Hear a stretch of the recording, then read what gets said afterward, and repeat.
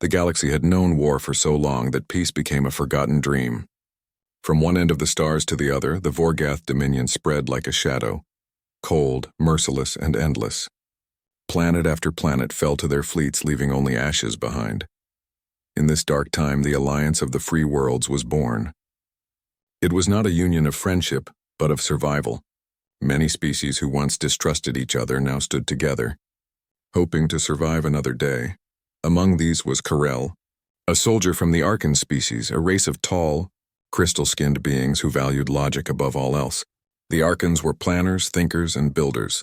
They never acted without reason. To them, emotion was weakness and fear was failure. Karel had served in the Arkan Defense Corps for nearly a decade. His life was ruled by numbers, patterns, and cold strategy. But all his calculations could not change one truth: the Vorgath were winning. When Karel received his new orders, he read them twice in disbelief. He had been assigned to fight alongside a new ally species, the humans of Earth. Humans were still new to galactic society. Other races called them reckless, emotional, and dangerously bold. Some said they lacked discipline, that they charged into battle without logic or plan. The Arkans called them chaos with faces. Karel didn't know what to expect. He had never met a human before. His ship, the Luminous Path, landed on Outpost Theta, one of the Alliance's forward bases. The moment he stepped off, the air was filled with sound, laughter, shouting, music.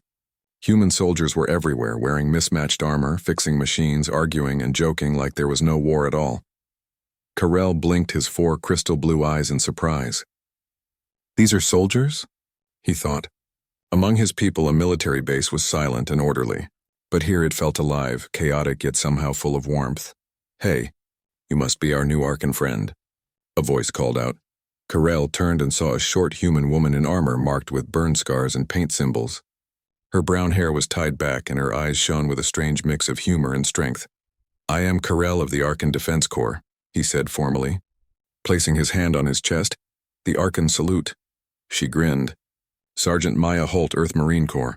Welcome to the edge of nowhere." Her words carried a rough kindness. She extended her hand.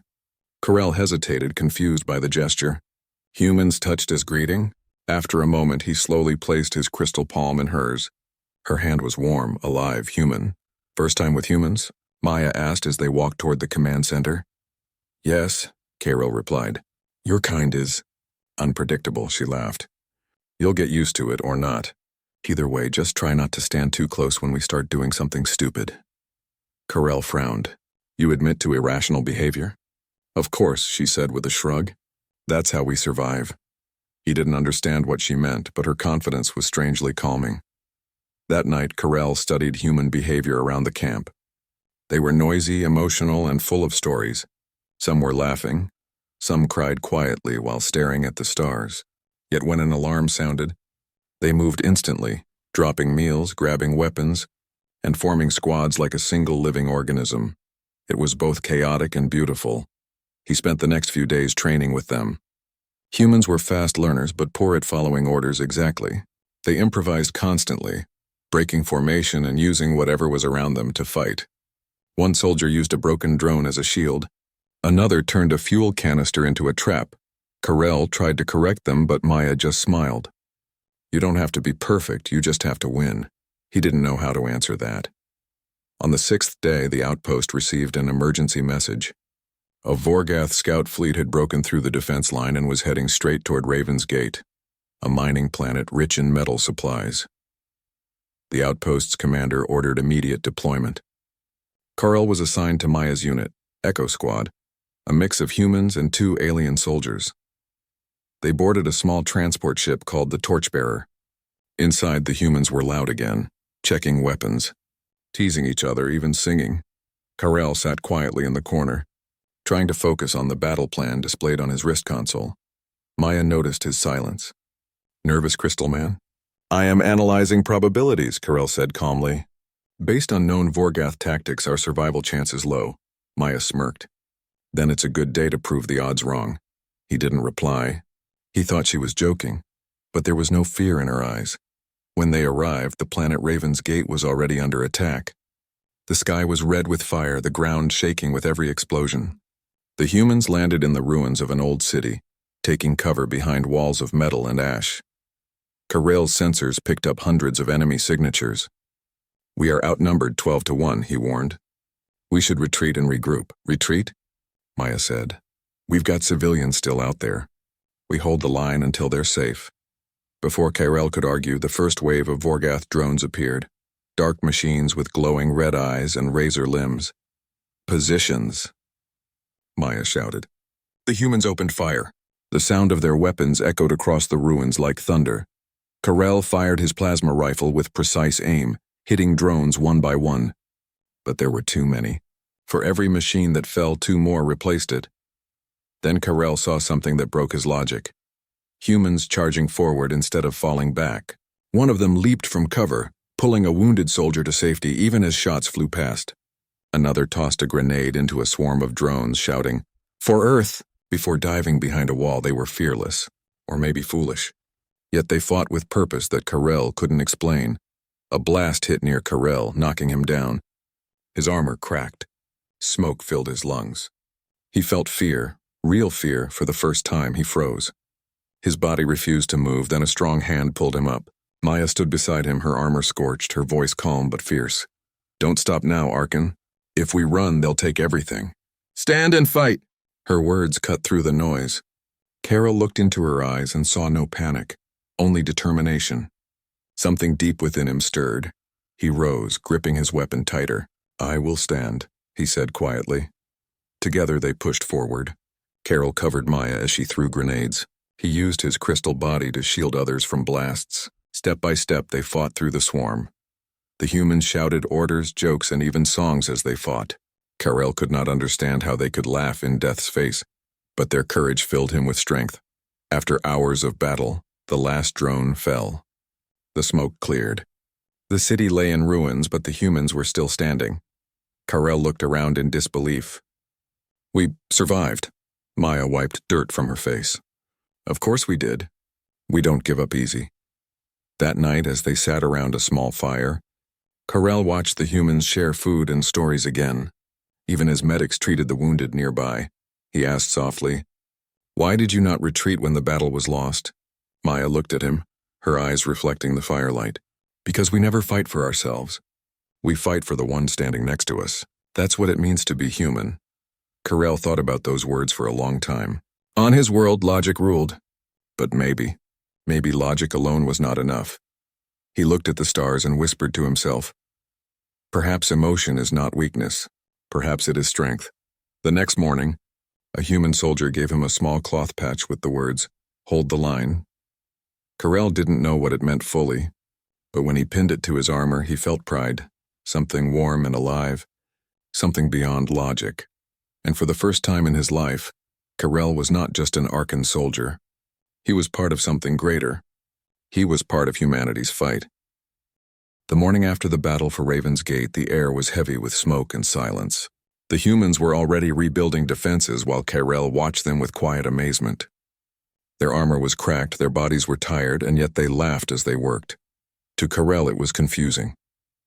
His people, the Arkans, would have retreated to analyze the fight and improve their strategy before returning. But these humans, these strange emotional beings, did not rest in fear. They smiled, shared stories, and planned their next move as if losing had never been an option. Maya Holt stood on a pile of broken metal, giving orders to her soldiers. Her voice was calm but firm. "We'll rebuild the shield wall, reset the comm array, and send word to command. We held this ground once, we can do it again." Karel approached her quietly. "You seem certain the Vorgath will return," he said. She looked at him and smiled faintly. "Oh, they'll come back. They always do. That's why we prepare." Karel tilted his crystal head. "But why not fall back to a stronger position? Logic says—" "Logic doesn't save the people still out there," she interrupted softly. "We stay because they're counting on us." Her words stayed with him. Every time Karel saw the humans risk their lives for others, something inside him stirred, something he had buried long ago. By noon, new orders arrived. The Alliance Command had detected a large Vorgath strike force moving toward the nearby valley. The humans were told to delay the enemy long enough for reinforcements to arrive. Karel joined the strategy meeting. Holographic maps lit the dusty command tent. Officers discussed where to place mines and turrets. When Karel spoke, the room fell silent. If we set an ambush at the ridge, we can trap the first wave. After that, we retreat to the main camp to regroup. Several humans nodded. It sounded safe and reasonable. But Maya only crossed her arms. Retreat? She said. Not this time. If we pull back, they'll push through and hit the colony transports. Karel blinked. But staying means certain loss. The enemy's numbers, then we make them pay for every inch they take, Maya replied. Her tone was not arrogant. It was simple and certain, like a fact written in stone. Karel wanted to argue, but her steady gaze stopped him. When evening came, the humans moved to the ridge overlooking the valley. The sun turned the clouds gold as the soldiers took positions. Karel stood beside Maya, scanning the horizon. The silence before battle was deep and cold. Karel could hear the soft clicks of rifles being loaded, the hum of drones in standby, and the quiet breathing of soldiers who knew what was coming. He turned to Maya. "Do you fear death?" he asked suddenly. She smiled at the question. "Of course I do. Everyone does. Then why do you fight like you don't?" She looked out toward the darkening sky. "Because fear means you still care about what's behind you. We don't fight because we want to die. We fight because someone else deserves to live." Karel didn't know what to say. Her words struck something deep within him, something his people had forgotten long ago.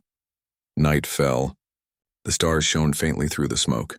And then, on the far side of the valley, the sky lit up in red.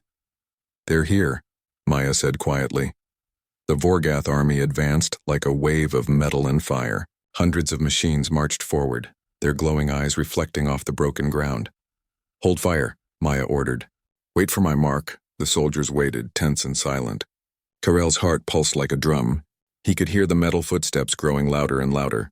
Then Maya raised her hand. "Now!" The ridge exploded with light. Missiles streaked through the sky, striking the first line of drones. Plasma fire filled the air. The ground shook with the roar of human guns. Karel fired beside them, his crystal rifle glowing blue. His shots hit targets with perfect precision. The humans cheered and shouted commands, covering each other with seamless coordination. But the Vorgath kept coming. Wave after wave crashed against the ridge. Drones climbed the slopes, firing back with deadly accuracy. Human soldiers fell, but others took their place without hesitation. Karel couldn't understand it. How could they keep fighting when the odds were hopeless? A young human beside him was hit and fell. Karel rushed to drag him behind cover. "You are injured!" The soldier coughed, smiling weakly. "Don't worry. Just hold them off." Karel pressed his hand against the wound, his crystal skin glowing softly to seal it. "Why do you risk so much?" he whispered. The human smiled faintly. "Because someone once did the same for me." Then he lost consciousness. Karel looked at him for a long moment before returning to the line, anger and awe mixing in his chest. Hours passed. The ridge was nearly lost. Ammunition was running low. The air smelled of burnt metal and ozone. Karel's armor was cracked again, his body aching. He turned to Maya. "We must fall back." "We cannot win this." Maya wiped blood from her forehead. "We're not here to win, Karel. We're here to hold. The evac ships are still leaving. Until they're gone, we stand, but we will die. Then we'll die standing," she said quietly. Karel stared at her. There was no madness in her eyes, no despair, only peace. In that moment, he understood. Humans didn't measure victory by survival. They measured it by how long they could protect others. A new explosion rocked the ridge. The line was breaking. Karel saw Maya running into the open to help two soldiers trapped under debris. Without thinking, he followed her. Together, they lifted the heavy metal beam, pulling the soldiers free. Enemy drones fired from above, their red bolts cutting the air. Karel used his body as a shield, feeling each hit burn against his crystal armor. "You're crazy," he muttered through the pain. "Probably," Maya said with a grin. "But it's working." Finally, the last transport ship lifted off in the distance, its engines glowing through the smoke. "Evac complete." A voice shouted over the comms. Maya exhaled. "Good. Now we fall back."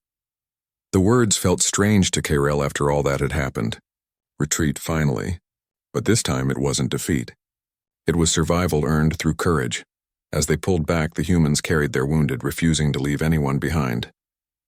Even as explosions tore through the ground, they moved together, step by step covering each other. Karel helped carry the injured soldier he had saved earlier. When the enemy fire grew too heavy, Maya ordered an airstrike. The humans climbed aboard dropships, leaving the ridge just as the sky behind them erupted in flames. From the air, Karel looked down at the valley now burning bright with explosions. He realized that the humans hadn't just delayed the Vorgath, they had stopped them. The enemy would think twice before facing such defiance again. Later that night, the survivors gathered at a temporary camp. The mood was quiet but proud. They had lost many, yet they spoke of victory, not defeat. Karel sat beside the fire again, just like before. His armor was dented, his weapon nearly melted. He looked at Maya and said, "You fought knowing the cost." She nodded. "That's what soldiers do." "But you smiled," Karel said softly. "Even when you thought you would die." Maya looked into the flames. "Because if we stop smiling, we forget why we fight. Hope is a weapon too, Karel. Never forget that." Karel turned his gaze to the stars above. His people believed logic was the highest truth. But tonight, watching the humans laugh through their pain, he wondered if there was something even higher, something stronger than logic. He finally understood what made humans different. They didn't fight because they loved war. They fought because they loved life, and the lives of others even more than their own. He looked back at Maya, her tired face lit by the fire, and said quietly, "You're kind. You are not reckless. You are brave." She smiled faintly. "We're both sometimes," Karel nodded. For the first time, he didn't feel like an outsider among them.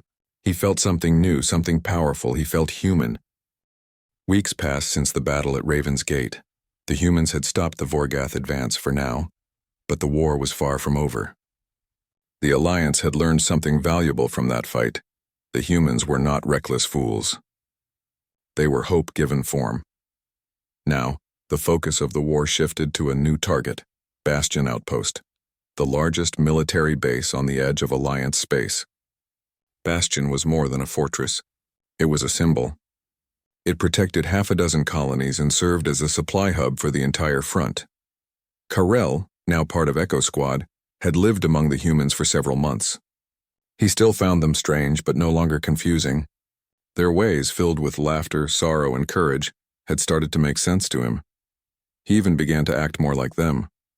When a human soldier told a joke, Karel tried to laugh. When someone offered him food, he accepted without calculating nutritional balance. And when the alarm sounded, he didn't wait for orders. He moved just like they did. He was no longer just an Arkan soldier. He was part of a family. The day came when the sky above Bastion Outpost burned. The Vorgath Armada arrived without warning. Hundreds of ships descended through the clouds, firing plasma beams that tore through the fortress shields. The ground shook, the air turned red, and chaos erupted everywhere. Karel stood beside Maya Holt as the alarms blared. Her face was calm, though the base trembled around them. "Command says the shield generators are hit," she said, checking her rifle. "If we lose them, the whole outpost falls." Karel scanned the tactical map. "Then we must protect the generators. If they collapse, there is no defense." Maya nodded. "Exactly. Echo Squad, move out." The squad raced through the burning corridors of Bastion. Human engineers ran past them, carrying tools and wounded soldiers. The smell of smoke filled the air, but no one slowed down. Outside, the ground was a battlefield. Drones and enemy walkers stormed the walls, firing plasma bolts. The humans fought fiercely, shouting, "Hold the line!" as if it were a sacred chant. Karel joined them, his crystal rifle blazing. Every shot he fired reflected the flames of war. Around him, humans fell, but others always stepped forward to take their place. He saw Maya dragging a wounded private to safety, refusing to leave anyone behind. Her armor was blackened, her arm bleeding, but she didn't stop. When Karel reached her, he asked, "Why do you risk yourself for one soldier when thousands need you?" Maya smiled through her pain. "Because every life matters, Karel. If we stop caring about one, we'll lose them all." Her words struck him harder than any blast. Hours turned into days. The siege continued. Supplies ran low. Medical tents overflowed. Yet the humans didn't surrender. They fixed damaged guns, shared their last rations, and sang songs at night to keep their spirits alive. Karel sat by the campfire one night watching them. The soldiers joked about old movies, their families, and life back on Earth. He didn't understand every word, but he understood the feeling. It was love. Not romantic love, but love for life, for each other, for home. He realized that humans fought not because they hated their enemies, but because they loved what they protected. When dawn came, the worst began. A massive explosion shattered the eastern wall. The Vorgath had brought in their largest war machine, a walking fortress armed with plasma cannons the size of shuttles. Contact on the east side. A voice shouted through the comms. They're breaking through. Maya turned to her team. We can't let them reach the command center. If Bastion falls, the colonies are doomed. Karel gripped his weapon. We will hold, Sergeant. She smiled, exhausted but proud. That's the spirit. They ran toward the breach. The air was filled with fire and metal. Karel's sensors overloaded from the heat. He could barely see through the smoke. When they reached the wall, they saw dozens of humans already fighting there, forming a thin line against an endless sea of enemies. Maya raised her voice. Echo Squad, reinforce that line. No retreat. Karel moved beside her. Plasma shots hit the ground near his feet. The humans fired, shouted, and fought as one. Even when explosions knocked them down, they got back up again. At one point, Karel saw Maya go down. He rushed to her side, helping her to her feet. Her helmet was cracked, her arm shaking, but her eyes still burned with determination. I can still fight, she said, brushing him off. You are injured, Karel replied. Then I'll fight with one arm, she said simply, raising her rifle again. Karel felt something he never thought possible. Admiration mixed with fear. Humans were fragile yet unbreakable. By evening, Bastion's defenses were nearly gone. The shield generators were destroyed, and most communication lines were silent. The sky was filled with enemy ships. The command center ordered evacuation. The humans began moving civilians and wounded to the last remaining shuttles. But someone had to stay behind to hold the gate. Maya volunteered Echo Squad. Karel looked at her in disbelief. You will stay? That is certain death, she met his eyes. If we leave now, the evacuation ships won't make it. Someone has to delay them. We'll give them time. Karel hesitated only a moment before saying, Then I stay too. She nodded once. Good to have you with us. The final stand began under a burning sky. The outpost walls crumbled, the ground shook, and fire rained from the heavens. Yet the humans stood firm. Karel and Maya fought side by side, covering the last retreating soldiers. Plasma bolts lit the air. Explosions roared around them. Keep firing, Maya shouted, her voice hoarse. Every second counts. Karel's rifle overheated, but he didn't stop. He picked up a fallen soldier's weapon and kept shooting. He no longer cared about the odds or the logic of survival. He understood now. This was what it meant to be human. As the last shuttle took off, Maya smiled weakly. We did it, she said. Karel turned to see the ship rising through the clouds. They are safe. A massive explosion rocked the ground, throwing them both down. Karel shielded Maya with his body as debris rained down. His armor cracked, his systems flickering. When the dust cleared, he looked up and saw the outpost in flames. The battle was over. Bastion had fallen, but the civilians were safe. Maya sat beside him, coughing but alive. Looks like this is it, huh? She said softly. Karel looked at her and shook his head. No, this is not the end. This is the reason others will rise. She smiled faintly. You sound like one of us now. He thought about that. Maybe I am. Hours later, Alliance ships arrived to recover survivors. Karel and a few others were found among the ruins. Maya was taken to the medical bay, barely conscious. As Karel watched the burning remains of Bastion from orbit, he felt something heavy in his chest. It wasn't sadness alone, it was pride. The humans had lost a fortress but saved countless lives. They had turned defeat into honor. He wrote his first battle report to the Archon Command that night. His words were simple. Humans fight not because they expect to win. They fight because losing would mean failing those they protect. Even when surrounded, they stand. Even when broken, they rise. Karel ended his message with a phrase he had learned from Maya and her soldiers. Hold the line. He whispered it to himself before closing his eyes. And in that quiet moment, Karel realized he no longer served the Archon Defense Corps alone. He served something far greater, the spirit of humanity. The cold light of distant stars shimmered on the metallic surface of the massive ship Unity's flame. It was now the command vessel of the Alliance fleet. Months had passed since the fall of Bastion Outpost, and the memory of that loss still burned in Karel's heart. Yet it was also the reason he refused to give up. Karel had changed. Once he had been a soldier who followed logic, charts, and percentages. Now he followed courage. He had learned it from the humans, from their laughter and fear, from their kindness even in pain, and from their endless will to stand when others would kneel. Inside the strategy room, holographic maps of the galaxy floated in midair. The red symbols of the Vorgath filled nearly half of the display.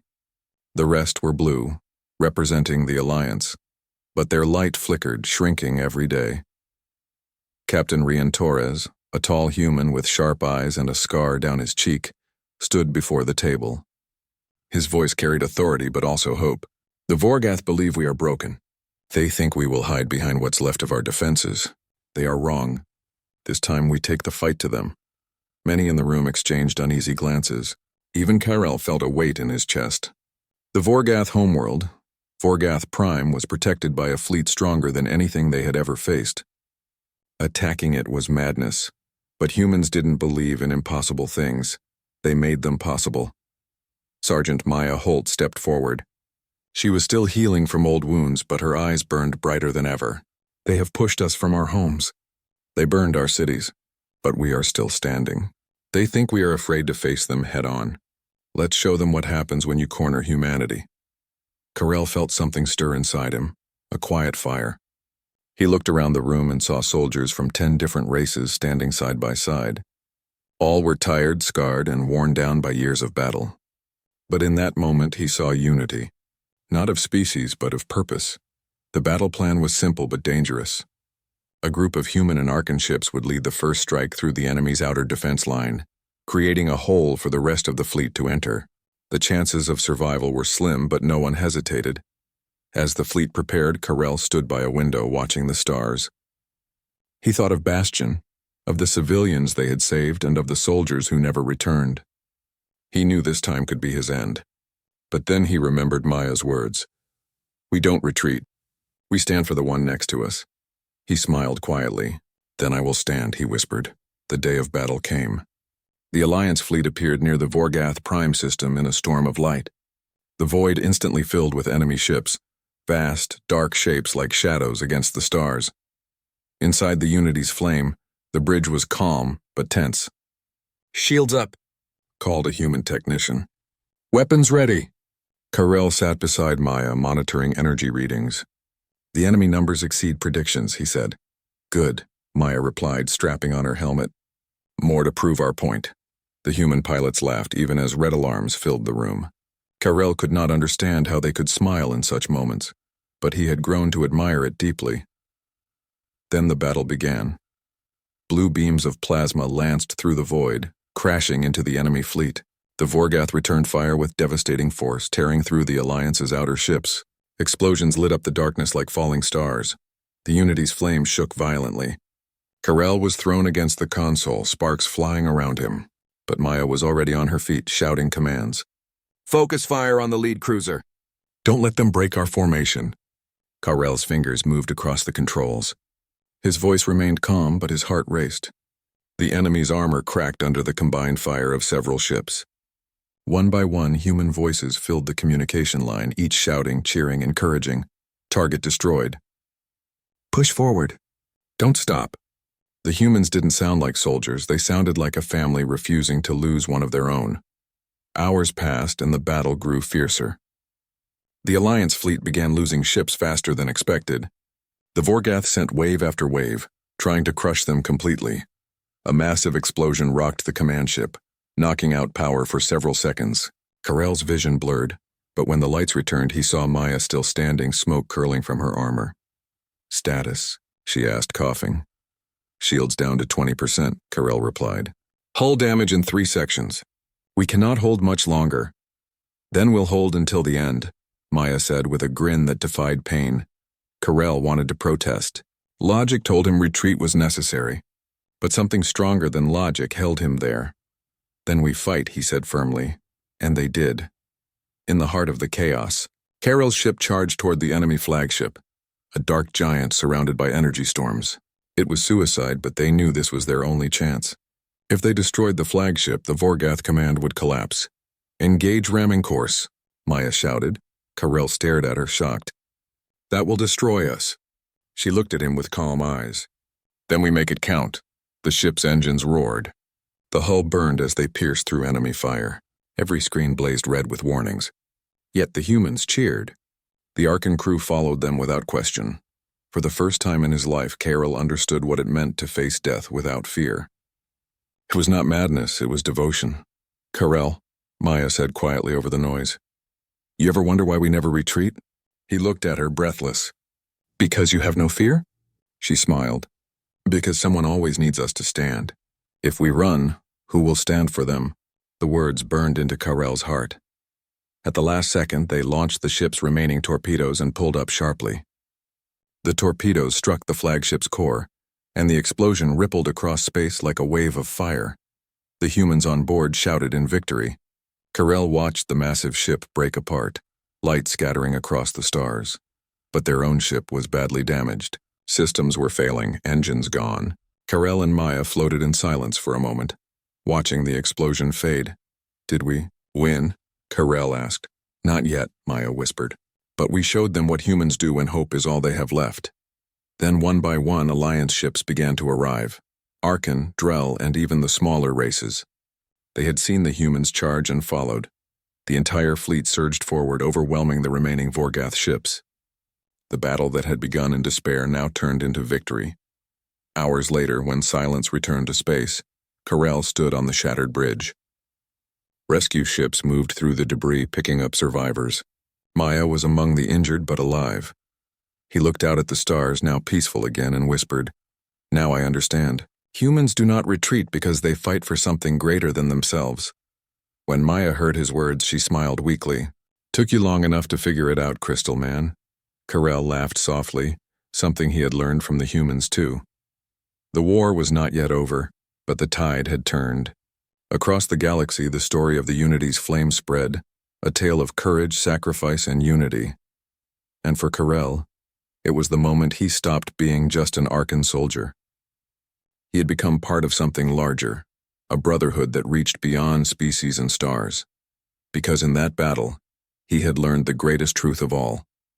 Humans never retreat. They rise. The stars were calm now. Silence stretched across the void where the fiercest battle the galaxy had seen had taken place. The once mighty Vorgath fleet had been shattered. Their flagship lay in ruins, drifting among debris. Yet victory had not come without cost. Many ships had fallen. Many brave soldiers, human and alien alike, had been lost. Carell stood on the observation deck of the Unity's flame, watching the remains of the battlefield float silently in space. His crystal blue eyes reflected the light of distant suns. He thought of those he had fought beside, those who had fallen and those who had survived. Beside him, Maya Holt rested in a medical bed, her arm in a sling, her uniform scorched and torn. Even so, her eyes sparkled with life. You look thoughtful, she said softly. Carell turned to her. I am thinking of those who did not return, and of those who did, and of what I have learned. Maya nodded. And what have you learned, Carell? He paused. I have learned that humans do not fight for themselves. They fight for others. They do not measure strength by survival, but by the lives they protect. And when all seems lost, they do not retreat. They rise. Maya smiled faintly. That's right. And now you understand why we never give up, no matter the odds. Carell looked back out at the void. The galaxy was still a dangerous place, but he felt something he had never felt before, a sense of hope. Not for himself or for his people alone, but for the universe. The Alliance fleet had begun recovery and rebuilding operations. Ships carried the wounded to medical stations, and supplies were sent to colonies damaged during the war.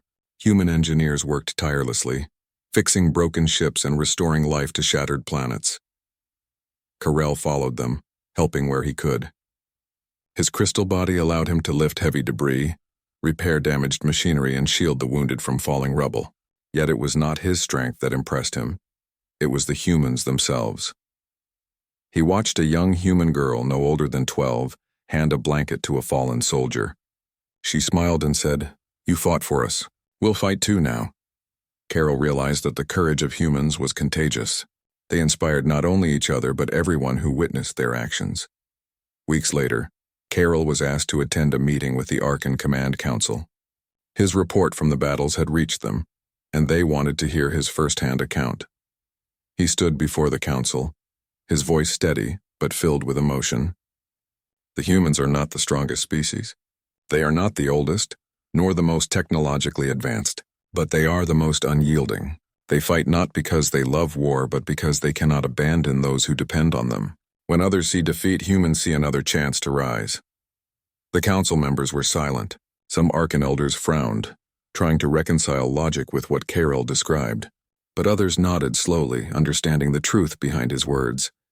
He continued, "I have fought beside them, bled beside them, and seen them face impossible odds, and yet they never give up. They are not reckless. They are brave, compassionate, and unbreakable. The galaxy should know this. The galaxy should follow this example." When he finished, a quiet murmur of agreement spread through the chamber. Carel realized that humanity had not only changed the course of the war, they had changed the hearts of others. Back aboard the Unity's flame, Carel walked through the mess halls. Soldiers shared stories, laughter, and memories of battles past. He passed human soldiers recounting their narrow escapes, alien soldiers comparing strategy, and engineers repairing weapons while joking with one another. He stopped at a window, looking at the stars. Somewhere out there, the remnants of the Vorgath fleet were regrouping, but Carel no longer felt fear. He knew that humanity, and those who stood with them, would be ready. Maya joined him, leaning slightly on his shoulder. "Thinking again?" she asked. Carel nodded. "Thinking about the future. About how we can prevent another war like this." She looked at him with a tired but determined gaze. "We can rebuild. We can teach. We can show that fighting is not about hatred, but about protecting what is precious. That is the true power of humans." Carel smiled. He understood now that their strength was not measured in weapons or numbers. It was measured in spirit. Months turned into years. Carel remained among the humans, serving as a bridge between their species and the Alliance. He taught them strategy, shared their stories, and learned from them every day. The tales of Earth's unbroken line spread throughout the galaxy. Wherever soldiers faced impossible odds, they remembered the humans' courage and whispered the words they had learned from Echo Squad. "Hold the line. Humans never retreat." Carel visited the colonies that had been saved during the war. Children played among the ruins, learning the stories of the soldiers who had protected them. Adults rebuilt their homes, inspired not only by survival but by the bravery of those who had fought for them. He saw firsthand that the humans' actions had created a ripple of hope across species, changing minds and hearts in ways no weapon could. One evening, Carel stood on a cliff overlooking a human colony on a planet called Nova Terra. The sun set in brilliant gold and orange hues. Children ran freely across fields, and soldiers trained under the fading light. Maya stood beside him, now fully recovered. "Look at them," she said softly. "All of this exists because someone decided not to give up." Carel nodded. "It is more than survival. It is life, it is hope, and it is yours. The human's gift to the galaxy." She smiled, placing a hand on his crystalline shoulder. "It is ours together, Carel. Humanity does not stand alone, and neither should you." For the first time, Carel felt a deep sense of belonging. He was no longer just an observer of humans, he was part of their story, part of their spirit, and their lesson had become his own. Courage, compassion, and unyielding determination could change the universe. Years later, Carel recorded his final message for the Alliance archives. His words were simple yet powerful. Humans are not the strongest species, but they are the most unbreakable. They fight for each other, for life, and for hope. When the world seems lost, humans rise. When others retreat, they stand. Humanity does not fear impossible odds. Humanity inspires courage in every heart it touches, and that is why the galaxy will never forget them. As he finished, Carel looked at the stars once more. Somewhere deep in the void, new dangers would arise, but he knew the humans and those who had learned from them would face them without fear. They would fight for life, for hope, and for each other. And wherever soldiers stood, facing impossible odds, the same words would echo across the cosmos. "Hold the line. The humans never retreat." Carel smiled softly. He had learned why. He had lived it, and now he would carry that lesson to the stars for the rest of his life.